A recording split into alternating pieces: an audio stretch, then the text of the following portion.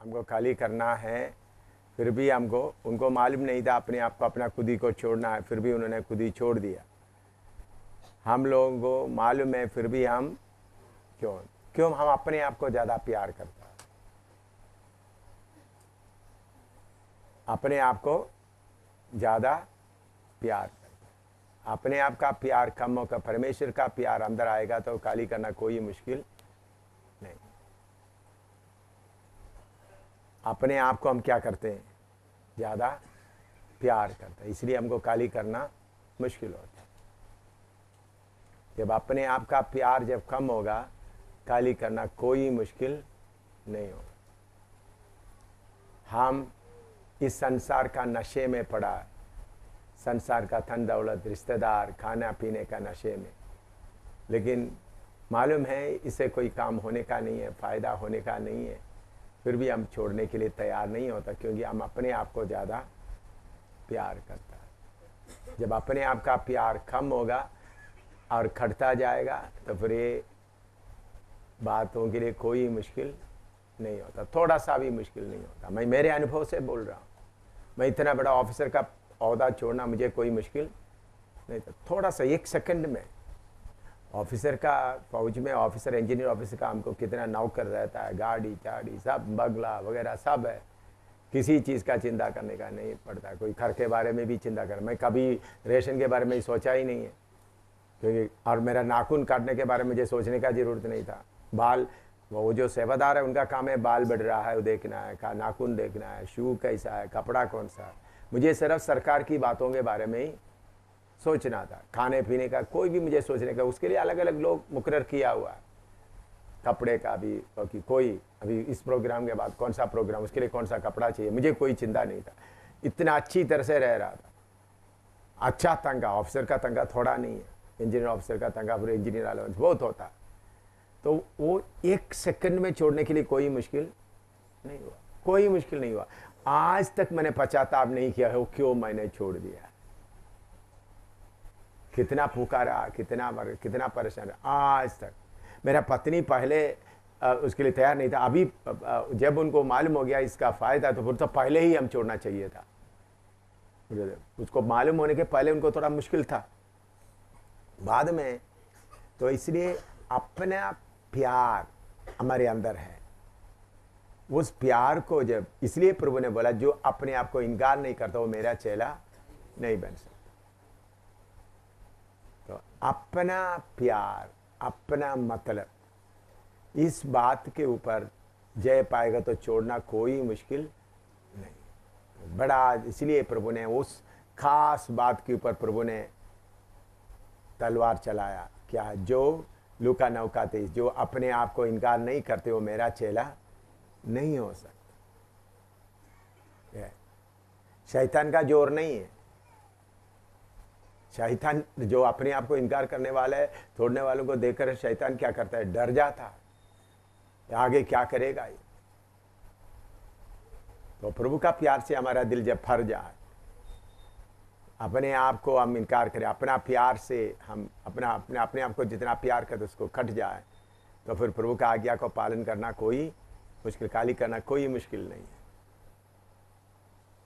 आपने अच्छा सवाल पूछा है, आप लोगों को सवाल मालूम हो गया, मैं दोबारा बताता हूँ। प्रभु का दास, कल मैंने आपको समझाया था कि परमेश्वर देखता है कब हम खाली, अपने आप को खाली करते। प्रभु का जो बुलावट के बारे में, कमज़ोरों को प्रभु इस्तेमाल करता है। जब हम कमज़ोर होने के लिए समय लेता है तो प्रभु उस वक़्त हमको अगवाही देता है। और प्रभु का दास का सवाल है, कैसा हमको मालूम कर सकते हैं प्रभु हमको इंतज़ार करा रहा है या प्रभु हमारा सेवा का कमी है। इसलिए हमेशा हमको चलाने के लिए आया, पवित्र आत्मा के ऊपर पूरा भरोसा रखते हुए आगे बढ़ना। पवित्र आत्मा इसलिए आया कि हमको हर बात में अगुवाही करे। आत्मा का अगुवाही में चलते रहेंगे तो ये बातें बहुत आराम से क्लियर हो जाएगा। आत्मा की अगुवाही में जब हम चलेंगे तो पवित्र आत्मा शुरू से एक पौलुस को आत्मा से अगुवाई करते करते लेके गया एक एक जगह में। तो चलते चलते बाद में मालूम होता है। तो प्रभु हमको सिद्ध बनाता है, उसके साथ काम भी लेता है। दो काम एक साथ हो जाता है। एक तरफ प्रभु हमको सिद्ध करता है, उसके साथ साथ प्रभु हमको से काम भी लेते। तब प्रभु हमसे काम लेता है, सिद्ध करते था, हमारे अंदर में तसल्ली होगा। हाँ ठीक है, प्रभु मेरे साथ है, अभी मैं जो कर रहा हूँ ये ठीक है। देखिए जब मैं गढ़ी में गांव गांव में जाकर प्रचार करते थे तो उस सेवा में मुझे पूरा तसल्ली था। उधर में कोई बाहर नहीं जाते थे तो पूरा तसल्ली था। फिर प्रभु ने वो गढ़ी इलाका को और चौड़ा करता रहा। तो जितना प्रभु हमको दिया है उसमें आप वफादार रहते हुए आत्मा में चलता रहेगा तो प्रभु हमको बनाते जाएगा। तो हमको प्रभु उस समय, इसलिए प्रभु के वचन में प्रभु के हाथ के नीचे बैठे हो, ठीक समय पर उन्होंने हमको क्या करेगा, उठाकर खड़ा करेगा। तो हमारा कमी नहीं, हमारा कमी तब होता है जब हम प्रभु की सेवा में लापरवाही से प्रभु की आत्मा की अगुवाई को पूरा नहीं करता। प्रभु की आत्मा की अगुवाई में हम कभी कभी हमको खड़ा होना पड़ेगा, रिश्तेदारों को, माँ बाप को, किसी को ना देखते हुए हमको क्या होना पड़ेगा। कभी कभी प्रभु मौका देता है, तब प्रभु देखता है क्या ये मेरे वचन के लिए खड़ा होना चाहते हैं, बाकी लोगों का दबाव में आकर वो वचन को। तो मैं आपको बता रहा था, प्रभु की आत्मा की अगुवाई में हम रहते समय में कभी कभी अपने आप को प्यार करते हुए सेवा में सुस्ती कर लेता है। तब प्रभु क्या करता है, दुखी होकर आपका सेवा का उस बात को खटाता है। मैंने देखा है बहुत सेवक लोग थोड़ा आगे आने के बाद उनके ऊपर का अभिषेक कम होता जाता है। पहले जोश में चलते थे, फिर अभिषेक कम होता। क्यों? उनके साथ का पवित्र आत्मा उनको देख रहा है जो आपके ऊपर का अभिषेक बहुत कीमती है। फिर भी वो पत्नी को देखते या करका देखते या अपना शरीर को देखते हुए क्या करता है, सेवा में लापरवाही करते। तो फिर प्रभु का जो अभिषेक का जो दबाव उनके ऊपर है वो कम होता जाता है, फिर सुस्त होते जाता है। तो बोलते हैं फिर प्रभु ने मुझे इस्तेमाल नहीं करता। कारण क्या है? पहले प्रभु ने उनको दिया हुआ अभिषेक को, कीमत को समझकर उन्होंने क्या नहीं किया, काम नहीं किया। तो पवित्र में सोच, इनको अभिषेक देकर क्या करना है। जितना आपको अभिषेक मिलता है उतना आप जलते रहेंगे तो फिर प्रभु आगे का देगा। लेकिन अभी आप बैठ के ओ ठीक है, सुस्त है, प्रभु बोलता है श्रापित है जो प्रभु का सेवकाई आलसी से करता है। श्रापित है आलसी, जिसको देखेंगे अभी आपका शरीर का पेट में थोड़ा दर्द है या शरीर में थोड़ा दर्द है तो आप देखना, अंधे लोग, जो हमारा ब्रदर जो मिश्रा है, अंधा है, फिर भी कितने से अभी आपको मालूम है उन्होंने ब्रेल्स में लिख रहा है। मैंने ब्रेल्स मशीन भी खरीदने के लिए इंतजाम कर दिया लोगों को, उन्होंने खुद लिख रहा है। कितना अंधों को वचन दे रहा है, अंधों के लिए उन्होंने किताब लिख रहा है अभी प्रभु ने। मैंने उसका मशीन का भी इंतजाम कर दिया। मैंने बोला दिल्ली से मशीन करो, मैंने पूरा पैसा का इंतजाम करेंगे। ब्रेल्स मशीन जो अंधों के लिए बना रहा है, वो हिंदू ब्राह्मण परिवार से, उनका परिवार से और कोई आया नहीं आगे, फिर भी वो अंधे आदमी क्या कर रहा है, आगे जा रहे उनके घर से। लेकिन हमारा कुछ लोग मिलने के बाद भी आराम से, फिर एक दिन प्रभु आपको उठाकर क्या कर देगा, फेंक देगा। चाहे कितना भी चिल्लाने से भी फिर कुछ भी नहीं हो। तो आपको प्रभु ने जो दिया है उसमें आप वफादारी से सेवा करेगा तो प्रभु आपको क्या करेगा, कुर्बानी। हमारा आलस, अगर आप आलसी हालत में से जल्दी नहीं उठे, अभी कुछ भी है ठीक है, आलसी हालत में अपने आप को प्यार करना छोड़कर जल्दी नहीं उठे तो फिर सेवा से प्रभु ने आपको क्या कर देगा, हटा देगा। फिर कितना भी रोने से भी सेवा का अभिषेक नहीं मिलेगा। जितना आपको मिलता है, जितना आपको प्रभु का प्रेरणा मिलता है, उसके अनुसार आप अपने आप को दे देता तो क्या करेगा, प्रभु आपको और आगे आगे देता देता देता रहेगा। तो कुछ लोग अपना सुस्ती के कारण सेवा को क्या करते हैं, छोड़ देते हैं। कुछ लोग इतना चमकता नहीं शुरू में, लेकिन प्रभु उनको अगुवाई करते हुए तैयारी भी कर रहा है। तो उनको अंदर में मालूम होगा, हाँ प्रभु मेरे साथ है, प्रभु मुझे तैयार कर रहा है, मैं आगे बढ़ रहा हूँ, प्रभु मुझे तैयार कर रहा है, मैं प्रभु का मर्जी के अनुसार मैं आगे बढ़ रहा हूँ। लेकिन सुस्ती लापरवाही अपना बातों में पड़े रहे, क्योंकि आपको सेवा में लगाने के लिए प्रभु स्वर्ग का परमेश्वर देखते रहता है, और प्रभु यीशु मसीह का कीमती खून आपके लिए बहाया गया है, सर्वशक्तिमान परमेश्वर स्वर्गदूतों को आपके लिए ठहराया गया है। एक एक के साथ कौन है?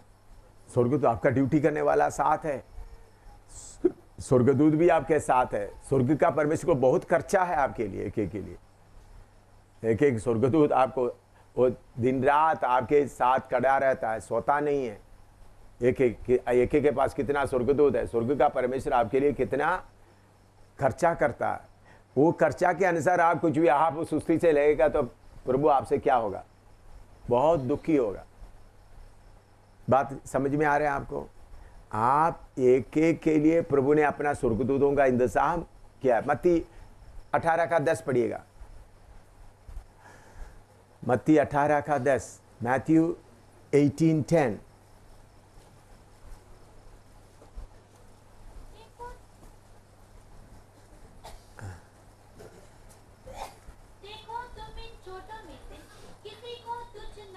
छोटों में से किसी को भी तुच्छ ना जाना, क्योंकि मैं तुमसे कहता हूँ, हाँ, कि स्वर्ग में उनके दूत मेरे स्वर्गीय पिता का मुंह सदा देखते हैं।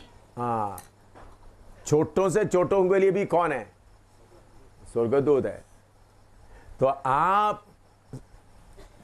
आपके साथ का पवित्र आत्मा को सब बात मालूम है, फिर आपके साथ स्वर्गदूत को भी मालूम है आप क्या कर सकता है, आप क्या कर रहा है,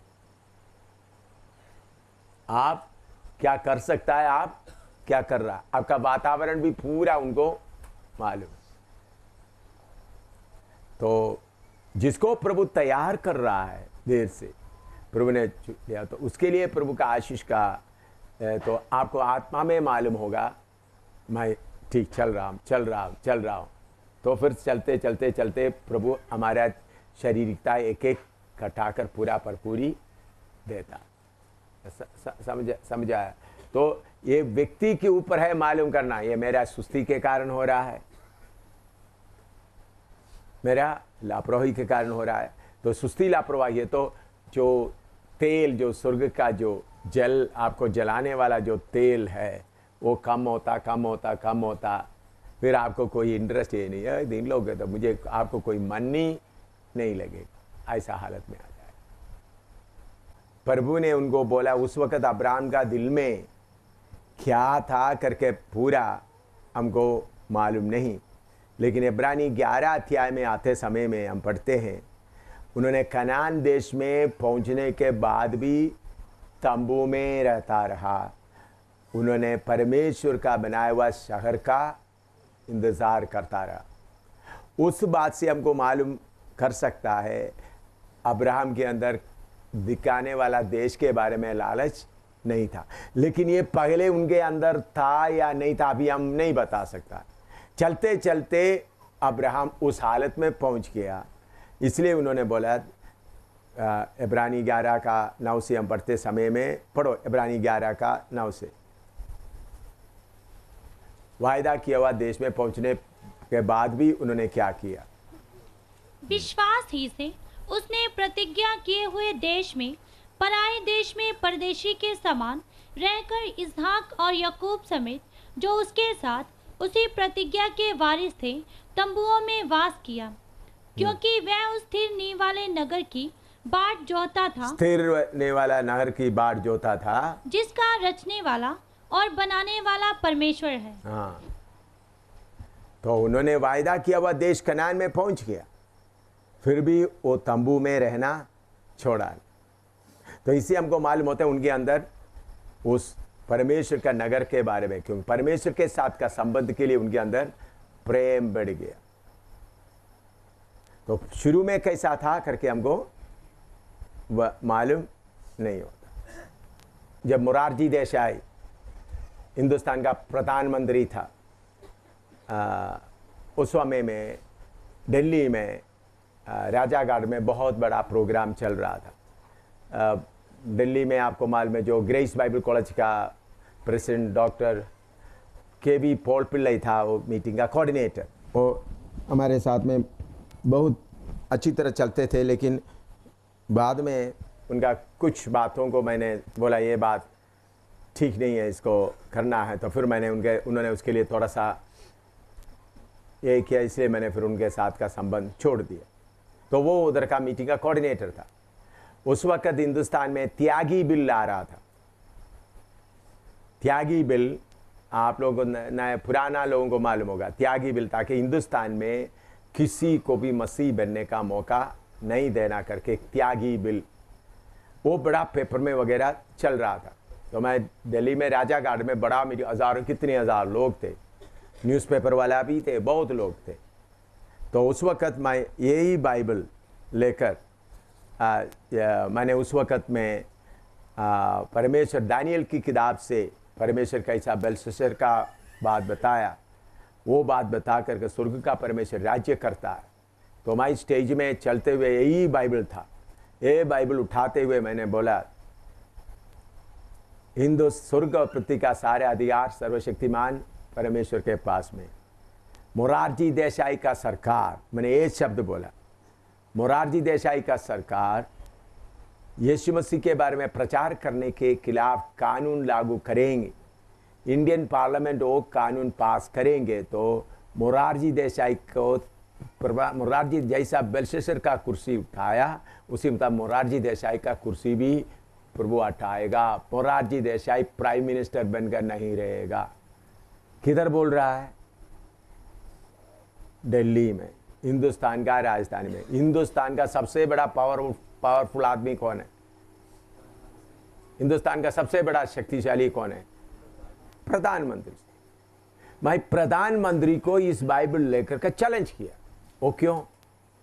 उसका दिलेरी कहाँ हो गया? मैं एक मामूली आदमी, मुझे पकड़ के जेल के अंदर तिहाड़ जेल में लेकर डालकर डाल देगा तो उधर करके पानी भी नहीं होगा, किसी कमरे में कोने में पड़ा रहना था या पूरा पिटाई पिटाई करके खत्म करना था। लेकिन मैं अधिकार से बताया। अधिकार से बताते समय में फिर आप ये इतवार को शाम को हुआ, सोमवार को 3 बजे मोरारजी देसाई रेडियो न्यूज़ में आ रहे प्रधानमंत्री पद छोड़ दिया।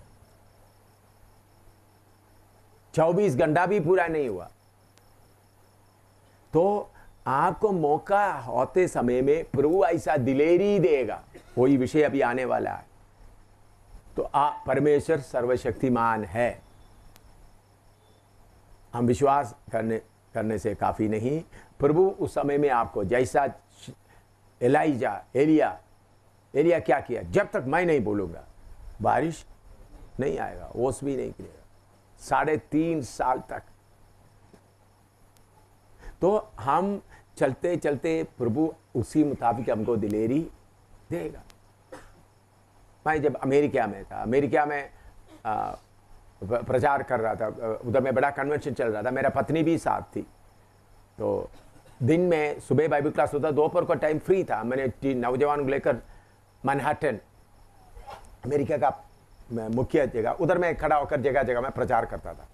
एक जगह में वो ट्रेड सेंटर, जो वर्ल्ड ट्रेड सेंटर, उसके नीचे खड़ा होकर मैं प्रचार, अच्छा जगह पार्क वगैरह प्रचार कर रहा था। तो एक सफ़ेद गोरा आदमी आकर बोलता, यीशु का नाम इधर लेना ही नहीं। बहुत उन्होंने मुझे धमकी दिया। फिर उधर से मैं दूसरा गली में नज़दीक में उधर खड़ा होकर प्रचार कर रहा था। तो ये काला आदमी यीशु का नाम लेकर इधर आए करके बोलकर मुझे मारने के लिए इतना जोर से इधर तक आ गया। लेकिन मैं थोड़ा सा पीछे हट गया, नहीं तो मेरा छाती में इतना गुस्सा से आया था। किधर मैं अमेरिका का बात बोल रहा हूँ। तो उस दिन शाम को रात का प्रचार में यही बाइबल लेकर मैंने बोला, पार्क में क्या हुआ, मैनहट्टन में क्या हुआ। मैंने बोला, अमेरिका तुम्हारा न्यूक्लियर अणुआयुध के ऊपर घमंड है, तुम्हारा डॉलर के ऊपर। प्रभु ऐसा तुमको हिलाएगा, तुम बिल्कुल हिल जाएगा। तुम्हारे लिए प्रभु ऐसा हमला का योजना बनेगा, तुम रोक नहीं सकेगा। वो बोलकर को उस दिन का मीटिंग आखिरी मीटिंग था। दूसरा दिन सोमवार को मैं सुबह हम लोग आ गया, प्लेन में आ गया। मंगलवार को हम हिंदुस्तान में पहुंच गया। हिंदुस्तान में पहुंचते ही अमेरिका से टेलीफोन रहते, जल्दी बीबीसी देख लो, अमेरिका में बड़ा हमला हुआ। मैं बीबीसी जल्दी खोल कर देखा तो टावर गिर रहा है। मैं ये बोलने के कारण नहीं, मैंने ऐसा बोल दिया इसलिए वर्ल्ड ट्रेड सेंटर वगैरह गिर गया, ऐसा नहीं।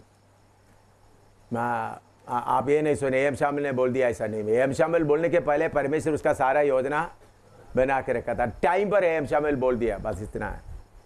तो अमेरिका में खड़ा होकर अमेरिका को चैलेंज कर रहा है, उसके लिए दिलेरी कहां से मिलता है? जब परमेश्वर का जैसा मूसा के अंदर हम देखते हैं, इस्राएल को छोड़ दो नहीं तो ये होगा। किसको बोल रहा है वो? फारो राजा को बोला। ये बुड्ढा के पास एक लाठी के अलावा कुछ है ही नहीं। इस्राएल लोग भी उनके खिलाफ है, बोल दो। एक छोटा सा बुड्ढा मूसा खड़ा होकर पूरा मिस्र देश को क्या करे, एक तकलीफ के बाद दूसरा तीसरा 10 आके उनका सबका पायलटों को मार डालकर क्या कर दिया, निकला है। बाद में किसको भी डुबा दिया, फरो और उनका फौज को भी डुबा दिया। तो परमेश्वर आपके अंदर जब आप अपने आप को पूरा काली वक्त पर प्रभु क्या देगा, आत्मा का दिलेरी आपके अंदर बढ़ता जाए,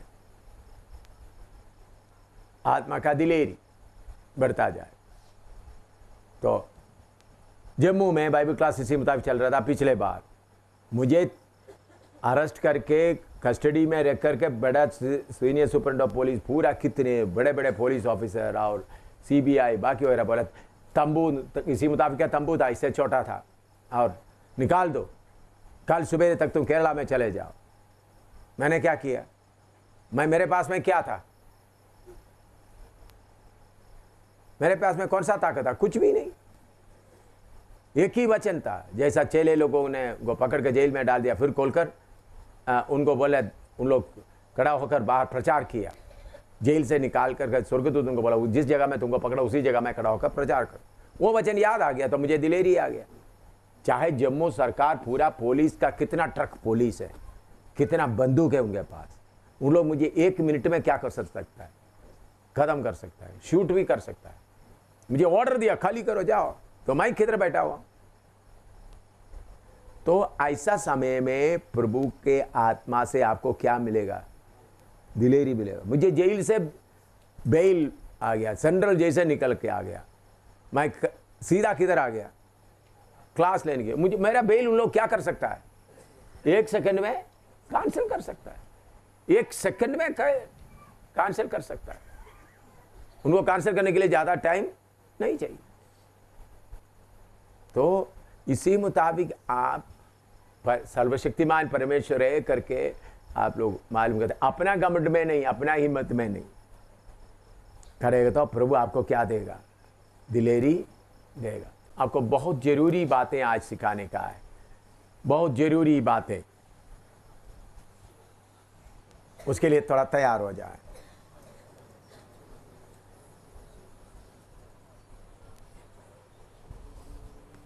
प्रार्थना करते हुए थोड़ा तैयार हो जाए।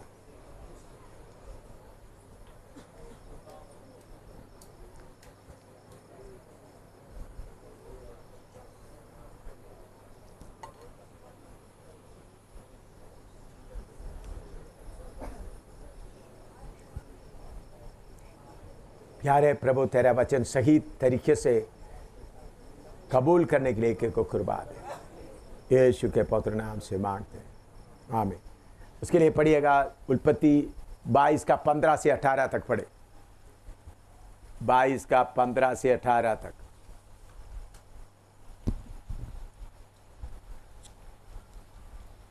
फिर यहोवा के दूत ने दूसरी बार स्वर्ग से अब्राहम को पुकार के कहा, यहोवा की ये वाणी है कि मैं अपनी ही ये शपथ खाता हूँ कि तूने जो ये काम किया है कि अपने पुत्र वरन अपने इकलौते पुत्र को भी नहीं रख छोड़ा, इस कारण मैं निश्चय तुझे आशीष दूंगा और निश्चय तेरे वंश को आकाश के तारागण और समुद्र के तीर की बालू के किनकों के समान अनगिनत करूंगा, और तेरा वंश अपने शत्रुओं के नगरों का अधिकारी होगा और पृथ्वी की सारी जातियां अपने को तेरे वंश के कारण धन्य मानेंगी, क्योंकि तूने मेरी बात मानी है।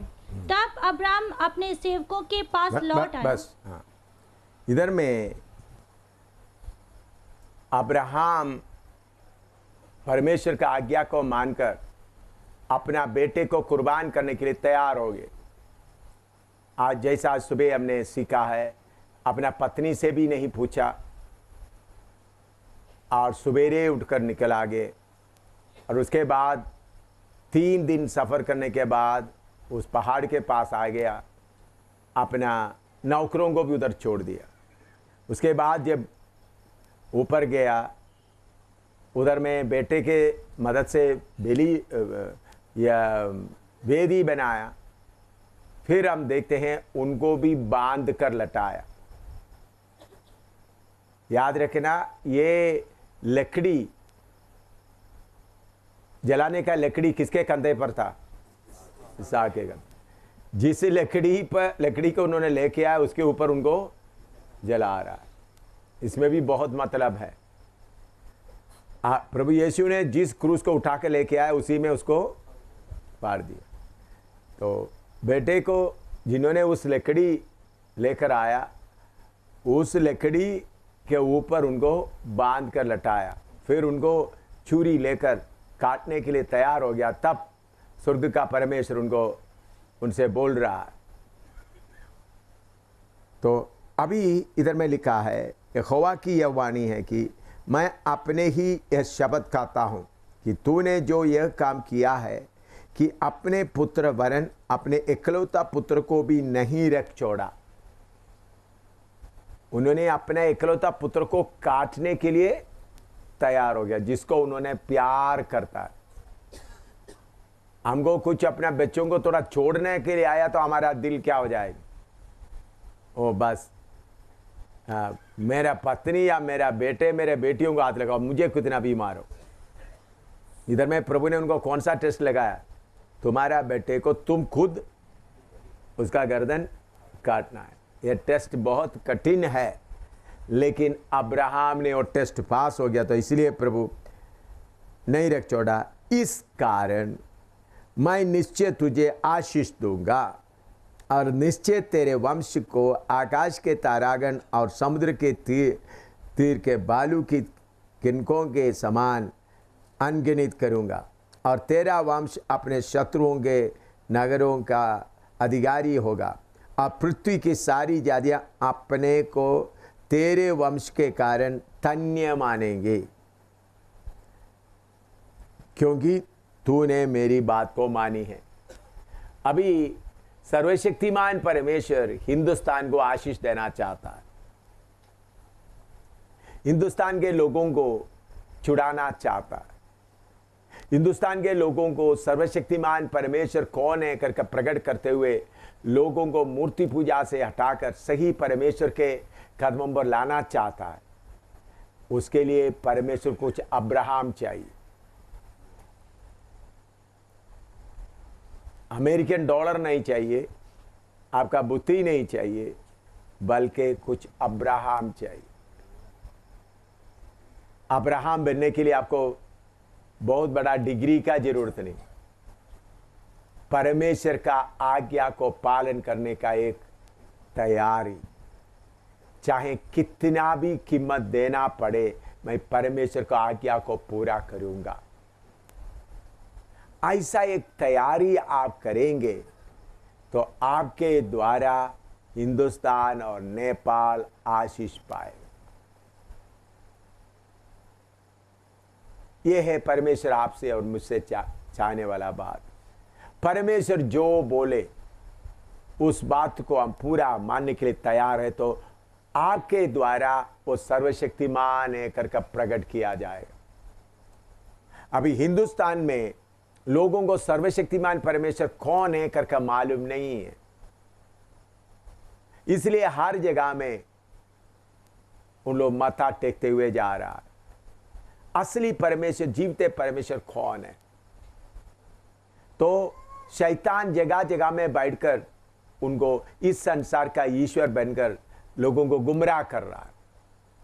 लोगों को शरीर की चाहों में फंसाकर, शारीरिक आशीषों को, शरीर की चाहों में लोगों को फंसाकर शैतान गुमराह करते हुए चलता है। अभी लोगों का मन के अंदर अपना शरीर की जरूरतों की बात ही ज़्यादा लगता है, लेकिन मनुष्य को, अपने लोगों को ये मालूम है कि मैं ये सब छोड़ कर जाना, फिर भी उसी बातों के पीछे उनका मन लगे रहता है। तो हिंदुस्तान में सर्वशक्तिमान परमेश्वर कौन है करके प्रकट करने का समय बहुत देर हो गया है। बहुत जल्दी ये काम करना, उसके लिए अपना प्यारे इसहाक को भी काटने वाला के द्वारा ये काम होगा। तो उसके लिए आप तैयार करते, उसके लिए परमेश्वर आपको तैयारी करते समय में प्रभु आपसे बोलते, सबसे प्यारी चीज के ऊपर क्या लगाओ? चूरी लगाओ। अपना प्यारी चीज कौन कौन सा है, उन बातों के ऊपर चूरी लगाने के लिए उसको वेदी पर अर्पण करो। आप क्या बोलेंगे? ठीक है प्रभु, वो छोड़कर बाकी सब जो बोलो अब मैं कर लूंगा। प्रभु के सामने, प्रभु आप ही मेरा सब कुछ है, बाकी सब का कोई जगह नहीं है, आप ही सब कुछ है बोलकर जो आगे आता है, उनके द्वारा प्रभु हिंदुस्तान में बहुत काम करने जा रहा है। उसका समय अभी आया है। इसी कारण आपको यह वचन प्रभु आपको सीखने दे रहा है। अब्राहम के द्वारा परमेश्वर सारे दुनिया को आशीष देना चाहता है, सारे दुनिया को यह प्रकट कराना चाहता है। वो ही है सर्वशक्तिमान परमेश्वर। तो हमारे द्वारा परमेश्वर क्या प्रकट कराना चाहता है? वो ही है सर्वशक्तिमान परमेश्वर। इतना लिखो, परमेश्वर पहले बड़ा टेस्ट नहीं लाता, पहले परमेश्वर छोटा छोटा टेस्ट लाता। अब्राहम को परमेश्वर पहले बड़ा टेस्ट नहीं लाया। अब्राहम को परमेश्वर ने बोला अपना घर को छोड़कर निकल आ जाओ, जिस देश मैंने तुमको। उस समय में उनको छोड़ना बहुत बड़ी बात नहीं था, छोड़ने का मन है तो छोड़ सकता था, उन्होंने छोड़ दिया। तो पहले बड़ा टेस्ट नहीं लाया, फिर चलते चलते आते हुए फिर बाद में सबसे बड़ा टेस्ट आ गया, अपना प्यार करने वाले बेटे को गर्दन खुद काटने का। तो इसी मुताबिक परमेश्वर आपको पहले बड़ा टेस्ट नहीं लाता, छोटा छोटा टेस्ट लाकर देखता है आप करने वाला है या नहीं। आप करने वाला तो टेस्ट प्रभु क्या करता जाएगा? बढ़ाता जाए। लिखो, पहले बड़ा टेस्ट नहीं लाता प्रभु। आप में से बहुत तेरे लोग सोचते बड़ा टेस्ट मैं पास कर लूंगा, छोटा टेस्ट चलो भाई। लेकिन प्रभु शुरू करता है छोटा टेस्ट से। छोटा छोटा बातों में आप कितना वफादार है देखता है, कितना प्रभु का आज्ञा मानता है। आप बोलते नहीं ये छोटा टेस्ट क्या करना, तो मैं तो बड़ा। प्रभु छोटे से शुरू करता। हाँ, लिख दिया। तो अभी दानियल के किताब में आइएगा जल्दी, पहला अध्याय से लेकर, पहला अध्याय का पहला पद से लेकर पढ़िएगा, पहला अध्याय से 8 तक, पहला अध्याय का पहला पद से लेकर 8 तक। यहूदा के राजा यहोयाकीम के राज्य के 30वें वर्ष में बेबीलोन के राजा नबूकदनेस्सर ने यरूशलेम पर चढ़ाई करके उसको घेर लिया। तब परमेश्वर ने यहूदा के राजा यहोयाकीम को परमेश्वर के भवन के कई पात्रों सहित उसके हाथ में कर दिया, और उसने उन पात्रों को शिनार देश में अपने देवता के मंदिर में ले जाकर अपने देवता के भंडार में रख दिया। तब उस राजा ने अपने खोजों के प्रधान अशपंज को आज्ञा दी कि इस्राएली राजपुत्रों और प्रतिष्ठित पुरुषों में से ऐसे कई जवानों को ला जो निर्दोष, सुंदर और सब प्रकार की बुद्धि में प्रवीण और ज्ञान में निपुण और विद्वान और राज मंदिर में हाजिर रहने के योग्य हों, और उन्हें कसदियों के शास्त्र और भाषा की शिक्षा दे। राजा ने आज्ञा दी कि उसके भोजन और पीने के दाख मदों में से उन्हें प्रतिदिन खाने पीने को दिया जाए। इस प्रकार 3 वर्ष तक उनका पालन पोषण होता रहे। तब उसके बाद वे राजा के सामने हाजिर किए जाएं। उनमें यहूदा की संतान से चुने हुए दानियल, हनन्याह, मिशाएल और अजरिया नामक यहूदी थे। खोजों के प्रधान ने उनके दूसरे नाम रखे, अर्थात दानियल का नाम उसने बेल्तशस्सर, हनन्याह का नाम शद्रक, मिशाएल का मेशक और अजरिया का नाम अबेदनगो रखा। परंतु दानियल ने अपने मन में ठान लिया कि वह राजा का भोजन खाकर और उसके पीने का दाखमधु पीकर अपवित्र ना होए। इसलिए उसने खोजों के प्रधान से विनती की कि उसे अपवित्र ना होना पड़े। परमेश्वर ने खोजों के प्रधान के मन में दानियल के प्रति कृपा और दया भर दी। और उसे नीचे पढ़ो, 12 तक पढ़ो। खोजों के प्रधान ने दानियल से कहा, मैं अपने स्वामी राजा से डरता हूँ, क्योंकि तुम्हारा खाना पीना उसी ने ठहराया है। कहीं ऐसा ना हो कि वह तेरा मुंह तेरे संग के जवानों से उतरा हुआ और उदास देखे और तुम मेरा सिर राजा के सामने जोखिम में डालो। तब दानियल ने उस मुखिया से, जिसको खोजों के प्रधान ने दानियल, हनन्याह, मिशाएल और अजरिया के ऊपर देखभाल करने के लिए नियुक्त किया था, कहा, मैं तुझसे विनती करता हूँ कि अपने दासों को 10 दिन तक जांच, हमारे खाने के लिए सागपात और पीने के लिए पानी ही दिया जाए। फिर 10 दिन के बाद हमारे मुंह और जो जवान राजा का भोजन खाते हैं उनके मुंह को देख, और जैसा तुझे देख पड़े उसी के अनुसार अपने दासों से व्यवहार करना। हाँ, इधर में 2-3 बात आपको बताना है। उसमें पहला 1-2 पद पढ़िएगा। यहूदा के राजा यहोयाकीम के राज्य के 3रे वर्ष में बेबीलोन के राजा नबूकदनेस्सर ने यरूशलेम पर चढ़ाई करके उसको घेर लिया। तब परमेश्वर ने यहूदा के राजा यहोयाकीम को परमेश्वर के भवन के कई पात्रों सहित उसके हाथ में कर दिया, और उसने उन पात्रों को शिनार देश में अपने देवता के मंदिर में ले जाकर अपने देवता के भंडार में रख दिया। देखो, परमेश्वर ने, जो पवित्र परमेश्वर, इस्राएल का परमेश्वर, अपना पवित्र पात्र को अपना राजा मंदिर से निकालकर किधर ले जाकर रखने दिया है? देवताओं के सामने। इसी मुताबिक हम सेवक लोग परमेश्वर के सामने वफादार नहीं रहेगा तो परमेश्वर खुद ही आपको क्या कर देगा? बाकी शक्तियों के अधीनता में ले जाएगा। तो परमेश्वर का चुना हुआ पात्र को किधर लेने दिया? तो इसलिए प्रभु ने आपको जिधर खड़ा किया उधर आपने कैसा रहना है? वफादारी में। इधर में जिस वचन आपने पढ़ा है,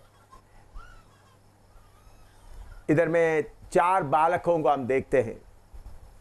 उधर में उनको पढ़ाने के लिए कोई पास्टर नहीं, याजक नहीं, कोई नहीं। राजा का महल से उनका अच्छा खाना आ रहा है। उन्होंने क्या सोचा है? हम ये भोजन खाकर अपने आप को क्या नहीं करेंगे? अपवित्र नहीं करेंगे, अशुद्ध नहीं करेंगे। उसका 8वां पद पढ़िएगा। परंतु दानियल ने अपने मन में ठान लिया कि वह राजा का भोजन खाकर और उसके पीने का दाखमधु पीकर अपवित्र ना होए। इसलिए उसने खोजों के प्रधान से विनती की कि उसे अपवित्र ना होना पड़े। देखिए, मैंने बोला परमेश्वर का काम, बड़ा बड़ा काम छोटे स्टेप से शुरू होता है। उधर में उनको सिखाने के लिए कोई नहीं है। राजा का भोजन से उन्होंने क्या सोचा? हम अपवित्र नहीं हो। छोटा समर्पण है। तो उन्होंने क्या खाने के लिए तैयार हो गया? उसका 12 पद पढ़ो। मैं तुझसे विनती करता हूँ कि अपने दासों को 10 दिन तक जांच, हमारे खाने के लिए सागपात और पीने के लिए पानी ही दिया जाए। हाँ, मामूली खाना हमको दिया जाए, सागपात और पानी दिया जाए। दाखरस के जगह में क्या दो? पानी दो। हम अपने आप को अपवित्र नहीं करेंगे करके सोचा। ये लोगों के सामने एक बड़ा टेस्ट नहीं है। अभी आप लोगों के सामने हर घर में टेलीविजन है, टेलीविजन में सीरियल आता है, उसके बाद फिल्म आता है, न्यूज़ भी आता है। जो अपने आप को अपवित्र बनाना नहीं चाहता वो क्या बोलेंगे, मैं फिल्म नहीं देखूंगा, मैं सीरियल नहीं देखूंगा। ये निर्णय कौन लेना है?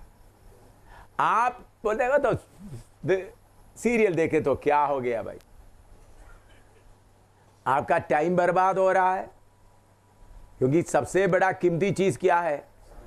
आपका समय। वो तो फिल्म नहीं, सीरियल है, इसमें कुछ सीखने के लिए मिलेगा। बहुत लोग सीरियल के पीछे पड़ा हुआ है, इसमें से कुछ मिले। ये सीरियल वगैरह क्यों निकाल के आ रहा है? क्योंकि बिजनेस वालों को उनका माल का एडवर्टाइजमेंट करना है। सीरियल के द्वारा बाल कैसा बनाना, दांत कैसा बनाना, ये वगैरह बहुत बहुत बहुत बातें आता है, तो फिर आप उसके बीच में फंस जाता है। सीरियल देखने से क्या होता है? राजा का महल से आया और खाना खाने से क्या होता है? जब एक व्यक्ति अपने आप को पूरी तरह से समर्पण नहीं करता। हम लोग, मैं फौज में ऑफिसर बनकर रहा, लेह लद्दाख में शराब या रम विस्की वगैरह पीने के बिना खाना हजम नहीं होता। इसलिए सरकार लेह लद्दाख में रहने वालों को रोज खाने के पहले क्या देता है? थोड़ा थोड़ा रम देता है, सबको देना। मामूली इधर नीचे बनूंगा ऐसा नहीं, उधर में सरकार को मालूम हो गया खाना हजम होना है तो क्या होगा? रम चाहिए। लेह लद्दाख सबके लिए है। मैं निश्चय किया, मेरे पेट में खाना हजम हो ना हो, मैं नहीं पीऊंगा। इतने साल सेवा किया लेह लद्दाख तक, एक बार भी एक छोटा सा इतना सा बूंद भी मेरे मुंह में नहीं गया। पार्टी में कितना पार्टी में एक बार मारवे, बॉम्बे मारवे में बड़ा पुल समुद्र के अंदर बना रहा था, तो मैं उसका पुल का कमांडर था। समुद्र में पानी ऊपर आता, लहरें नीचे जाता, उसके अनुसार पुल बनाना। जापान के लोग भी आए थे, जापान के ऑफिसर्स। तो मैं पुल के ऊपर खड़ा होकर कमांडर का हिसाब किताब किया, पूरा ठीक समय पर सेट हो गया। पूरा बताने का समय नहीं है, जल्दी बताता हूं। ठीक हिसाब के अनुसार हो गया, तो उनको सबको बहुत अद्भुत जैसा हुआ। उस दिन पार्टी रख दिया, दूसरा दिन पार्टी रख दिया मेरे ऑनर में। एम शामिल ने ऐसा किया, इसलिए कितना चीफ इंजीनियर बड़े बड़े, तो उन लोग लेडीज वगैरह सब वाले आज एम शामिल को कम से कम थोड़ा सा एक ड्रॉप भी कम से कम उनको पिलाएंगे।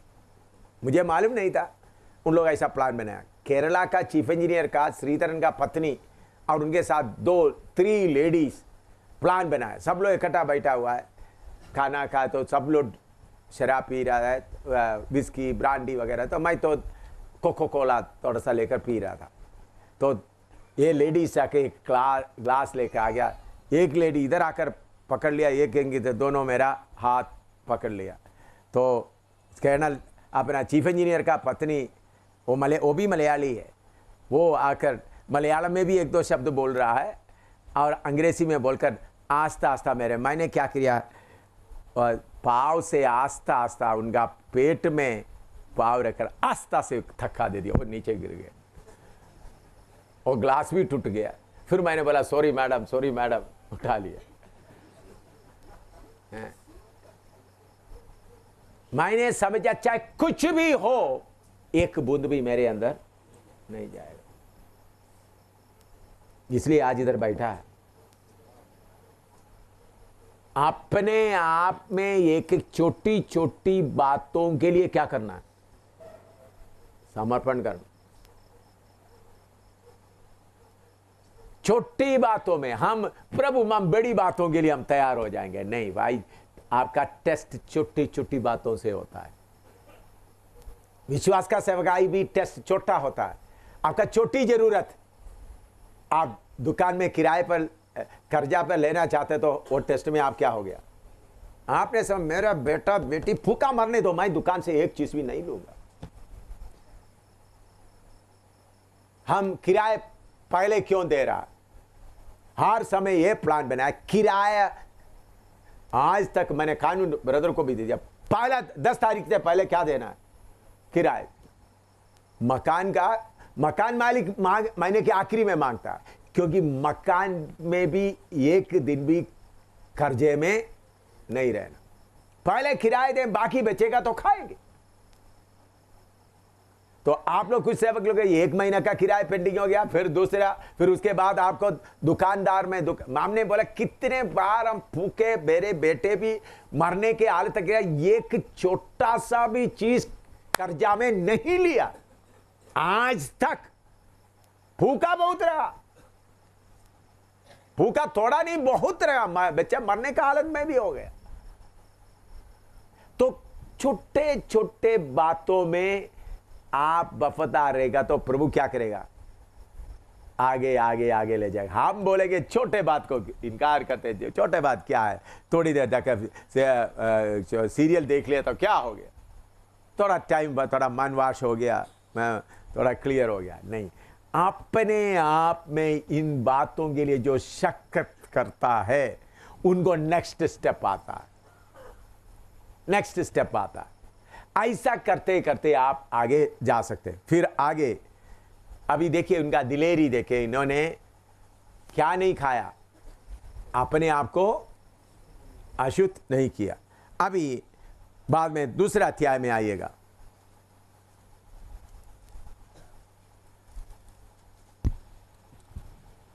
दूसरा अध्याय नहीं, माफ करना, तीसरा अध्याय में आइएगा।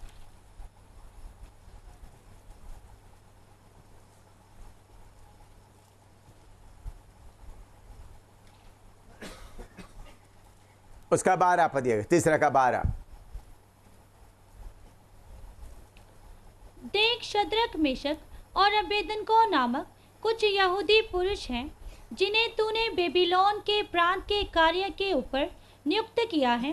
उन पुरुषों ने, हे राजा, तेरी आज्ञा की कुछ चिंता नहीं की। वे तेरे देवता की उपासना नहीं करते और जो सोने की मूरत तूने खड़ी कराई है उसको दंडवत नहीं करते। अभी इधर में राजा ने बहुत ऑर्डर दिया, सब लोग क्या करना है? मूर्ति का दंडवत करना।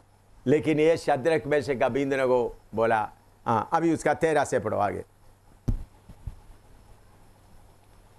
तब नबूकदनेस्सर ने रोष और जलजलाहट में आकर आज्ञा दी कि शद्रक, मेशक और अबेदनगो को लाओ। तब वे पुरुष राजा के सामने हाजिर किए गए। नबूकदनेस्सर ने उनसे पूछा, हे शद्रक, मेशक और अबेदनगो, तुम लोग जो मेरे देवता की उपासना नहीं करते और मेरी खड़ी कराई हुई सोने की मूरत को दंडवत नहीं करते, तो क्या तुम जानबूझकर ऐसा करते हो? यदि तुम अभी तैयार हो कि जब नरसिंगे, बांसुरी, वीणा, सरंगी, सितार, शहनाई आदि सब प्रकार के बाजों का शब्द सुनो और उसी क्षण गिरकर मेरी बनवाई हुई मूरत को दंडवत करो तो बचोगे, और यदि तुम दंडवत ना करो तो इसी घड़ी ददकते हुए भट्ठे के बीच में डाले जाओगे। फिर ऐसा कौन देवता है जो तुमको मेरे हाथ से छुड़ा सके? हाँ, देखिए इधर में दूसरा टेस्ट आ रहा है। शद्रक, मेशक, अबेदनगो को राजा के सामने लेके आए। उन्होंने बोला अभी करो तो हम देखते हैं तुमको कौन मेरे हाथ से छुड़ा सकता है। तब शद्रक, मेशक, अबेदनगो क्या जवाब देता है? पढ़ो 16-17। शद्रक, मेशक और अबेदनगो ने राजा से कहा, हे नबूकदनेस्सर, इस विषय में तुझे उत्तर देने का हमें कुछ प्रयोजन नहीं जान पड़ता। हमारा परमेश्वर जिसकी हम उपासना करते हैं वह हमको उस ददकते हुए भट्ठे की आग से बचाने की शक्ति रखता है। वरन हे राजा, वह हमें तेरे हाथ से भी छुड़ा सकता है। परंतु यदि नहीं तो हे राजा, तुझे मालूम हो कि कि हम लोग तेरे देवता की उपासना नहीं करेंगे उपासना और ना तेरी खड़ी कराई हुई सोने की मूरत को दंडवत करेंगे। हाँ, इधर देखना, आपको बहुत बार आपने पढ़ा है, मालूम है, लेकिन फिर भी थोड़ी देर, ये 3 लड़के लोग उधर का कैदी है, उनको यरूशलेम से कैद करके लेके आया, कैदी है, उनको उधर मदद करने के लिए कोई है नहीं। राजा है, बाकी सब मूर्ति का सिजदा कर रहा है। ये 3 लड़कों ने बोल दिया, हमारा परमेश्वर आपके हाथ से छुड़ाने का शक्ति रखता है, अगर छुड़ाया नहीं तो भी हम आपका मूर्ति का दंडवत नहीं करेंगे। हमारा परमेश्वर शक्ति रखता है। ये छोटे, उधर में कोई बाइबल क्लास नहीं, उधर में कोई प्रचार करने के लिए बाइबल नहीं, उधर में कोई याचक नहीं उनको समझाने के लिए। उनके अंदर मालूम हुआ, छोटा सच्चाई के लिए वो खड़ा हो गया।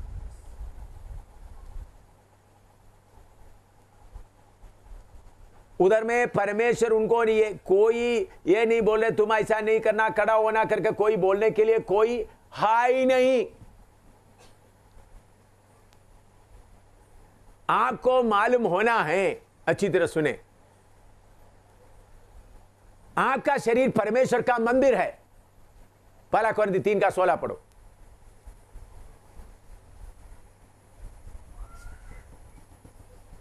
जल्दी। हाँ, क्या तुम नहीं जानते कि तुम परमेश्वर का मंदिर हो? हाँ, तुम परमेश्वर का मंदिर हो। अभी 6:19-20 पढ़िएगा। क्या तुम नहीं जानते कि तुम्हारी देह पवित्र आत्मा का मंदिर है, तुम्हारा देह पवित्र आत्मा का मंदिर है, जो तुम में बसा हुआ है, हाँ, और तुम्हें परमेश्वर की ओर से मिला है, हाँ, और तुम अपने नहीं हो, हाँ, क्योंकि दाम देकर मोल लिए गए हो, हाँ, इसलिए अपनी देह के द्वारा परमेश्वर की महिमा करो। हाँ, इधर देखना, सब ध्यान से, अभी लिखने का समय नहीं। आपका शरीर परमेश्वर का मंदिर है। आपके अंदर शारीरिकता है। फिल्म कौन देखता है? आपके शारीरिकता, आपका आंख को इस्तेमाल करके क्या देखता है? फिल्म देखता है। अच्छी तरह सुनना, अभी दाहिने बाएं देख रहे तो मैं छोड़ूंगा नहीं। आपका शारीरिकता आपके अंदर बैठकर आपके आंख के द्वारा सीरियल देख रहा है।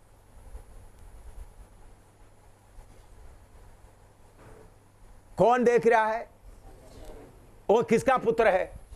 शैतान का पुत्र। आप आराम से आपका आंख को देखने दे रहा है। आपका शारीरिकता आपके कान से फिल्म्स गाना सुनकर मजा उठाता है। आपके अंदर का शारीरिकता आपके कान इस्तेमाल करके क्या सुनकर मजा उठाता है? कौन सुनता है वो? तो आपका कान को कौन इस्तेमाल कर रहा है? आप उनको आराम से, ऐसा होता है आपका आंख, आपका कान इसी मुताबिक देने के कारण आपका शरीर के द्वारा परमेश्वर का महिमा देना है। तो आप क्या करता है? आपका शरीर को एक मर्चेंट, एक बिजनेस का जगह बना दिया। जब शैतान चाहिए वो इस्तेमाल करें, जब यीशु आए तो। ऐसा करने से आपके द्वारा परमेश्वर का नाम का महिमा नहीं होगा। आपके अंदर एक दृढ़ समर्पण चाहिए। मेरे आंख के द्वारा फिल्म देखेगा नहीं, मेरे कान के द्वारा फिल्म गाना सुनेगा नहीं। यह परमेश्वर के लिए समर्पण किया। शाद्रक मेशक बोला, हम अपना शरीर को क्या नहीं करेंगे? अपवित्र। आप देख लो आप कितना पवित्र करता है। उस समय में उन लोगों को यीशु क्रूस पर मरेंगे या मरा हुआ हालत नहीं था। अभी आपको मालूम है यीशु क्रूस पर जान दिया। आपको मालूम है आपका शरीर खरीदा गया। आपके साथ पवित्र आत्मा भी है, आपके साथ स्वर्गदूत भी है। फिर भी आप जाकर आपके अंदर का शरीर की फीलिंग सुन के क्या है, अंदर में कौन खुशी मना रहा है? शरीर की नाचते वक्त में फिर आपके अंदर पवित्र आत्मा का ताकत कैसा काम करेगा? आपकी आंख के द्वारा फिल्म का देख करके मजा उठा रहा, फिर पवित्र आत्मा आपके अंदर से कैसा काम देगा? कैसा आपको दिलेरी मिलेगा? शैतान आपको फुटबॉल की तरह किक मार रहा है, मुझे क्यों नहीं मारता? शैतान आपको किक मारता है। मैं शैतान को इतना काटता पीटता सब कुछ करते आ रहा हूं। क्यों? नजदीक आने के लिए डर लगता, क्योंकि शैतान को मेरा कान इस्तेमाल करने के मौका नहीं मिलता, मेरा आंख इस्तेमाल करने का मौका, मैं तेरा जीव इस्तेमाल करने के लिए। आपका तो व्यभिचारी बन गया है। आपके पास कितना व्यभिचार करने वाला आता, आपका शरीर के साथ कितना व्यभिचार हो रहा है देख लो। व्यभिचार का मतलब मालूम है, इसराइली लोगों को व्यभिचार मतलब अपना असली पति को छोड़कर दूसरे के पीछे गया तो व्यभिचार है। तो आपका शरीर के साथ कितना व्यभिचार चल रहा है देख लो। आपका शरीर कौन इस्तेमाल करना है? सिर्फ कौन इस्तेमाल करना है? आपका पति। वो कौन है?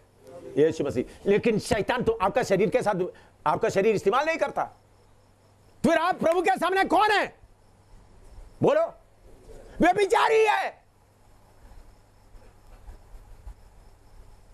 प्रभु के सामने आप व्यभिचारी है, क्योंकि आपका शरीर कोई भी इस्तेमाल कर सकता है, आपका कान कोई भी इस्तेमाल कर सकता, आपका जीभ कोई भी इस्तेमाल कर सकता। फिर आप बोलते थे ऐसा व्यभिचार करते हुए रहते तो पर में आप बोलते मैं सर्वशक्तिमान परमेश्वर को कैसा प्रकट करूंगा। शाद्रक मेशक बोला, आग जल रहा है, हम तुम्हारा मूर्ति को क्या नहीं करेगा? दंडवत नहीं करेगा। हम अपना शरीर को शैतान तू इस्तेमाल करो यीशु के लिए। मैं ही बोला मेरा शरीर सिर्फ यीशु के लिए होगा, यीशु के लिए होगा। मैं देखता हूं कौन सा किसका किधर भी है, चाहे अमेरिका में हो चाहे किधर भी हो, मेरा शरीर को शैतान का अपना मर्जी से व्यभिचार करने मैं नहीं दूंगा। मेरे शरीर के द्वारा यीशु का महिमा होना।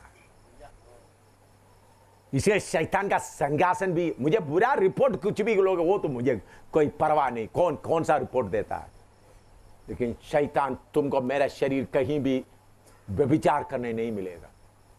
मेरा शरीर मेरा परमेश्वर को दिया गया।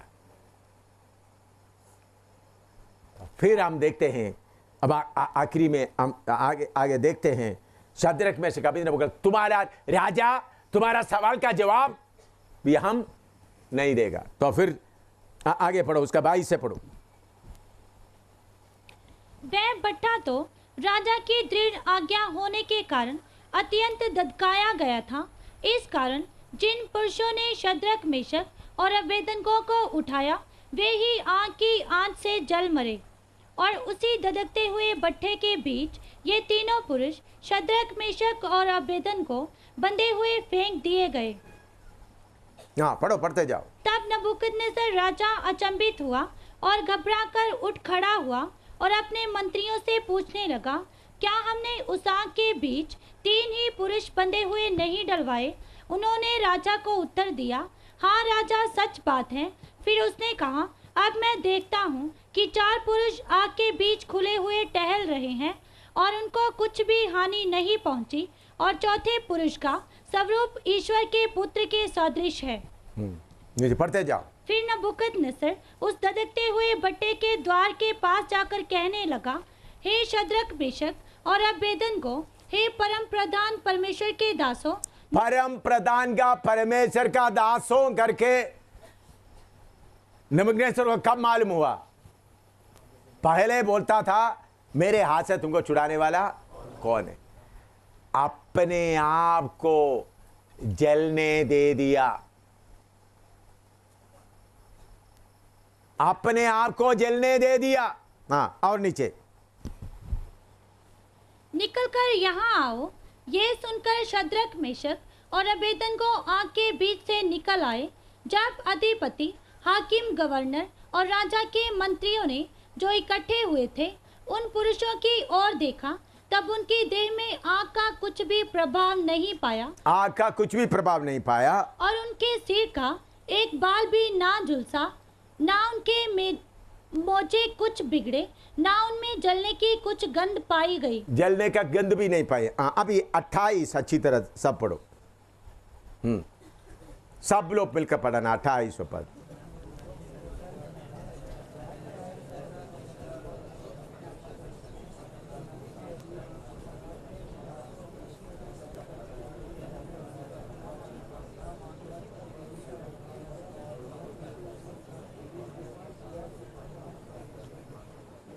अभी पढ़ो, जोर से पढ़ो। नबूकदनेस्सर कहने लगा, धन्य है शद्रक, मेशक और अबेदनगो का परमेश्वर, जिसने अपना दूत भेजकर अपने इन दासों को इसलिए बचाया क्योंकि इन्होंने राजा की आज्ञा ना मानकर। हाँ, धन्य है शद्रक मेशक अबेदनगो का परमेश्वर।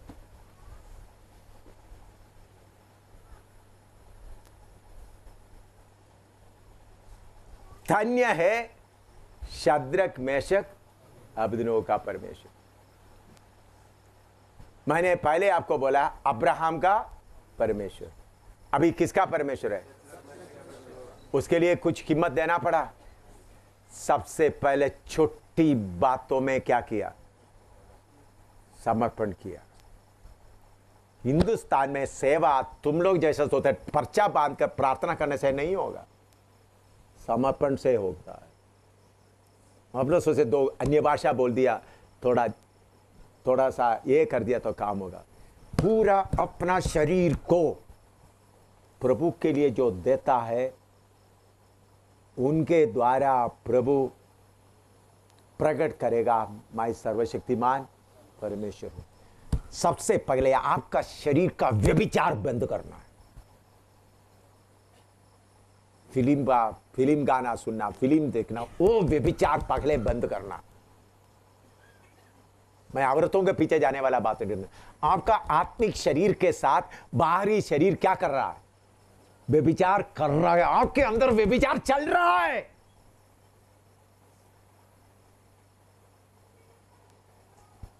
जिसको समर्पण करना चाहता प्रार्थना शुरू करो। फिर देखो सही दिलेरी आता है या नहीं।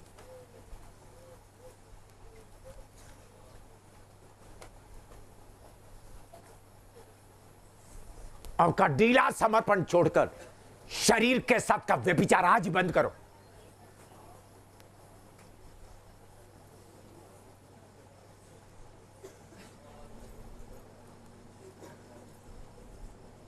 फिर अगला टेस्ट आएगा। फिर देखता है कौन सा शक्ति है रोकने वाला। मैं पूरा ताकतों को दावत देकर बोल रहा हूं, शैतान को भी, लूसीफर को भी, उनका सारे फौज को चैलेंज करके बोलता हूं। शैतान को भी, लूसीफर को भी, उनका सारा फौज को दावा देकर बोल रहा हूं, कीमत किसको है?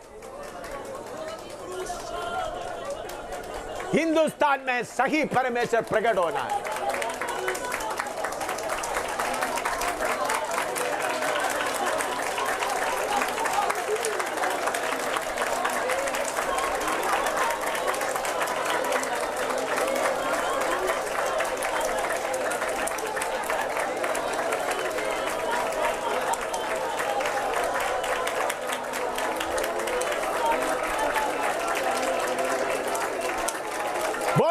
शरीर सिर्फ पवित्र आत्मा इस्तेमाल करेगा।